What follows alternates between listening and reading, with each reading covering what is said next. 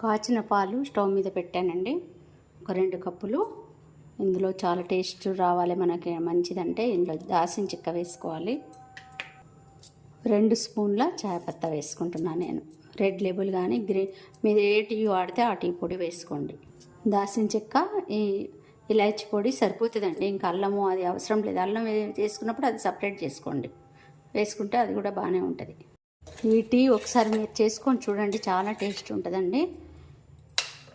ఇందులో ఇలాచి వేసాం కదా, దాల్చిన చెక్క. ఇందులో కొంచెం ఒక పెద్ద స్పూన్ తోటి 1 స్పూన్నర బెల్లం వేసుకొని మసలు పెట్టుకొని వడగట్టుకుందాం. ఛాయ్ బాగుంటుంది టేస్ట్. బెల్లం ఛాయ మసిలిందండి, వడగట్టుకుందాం.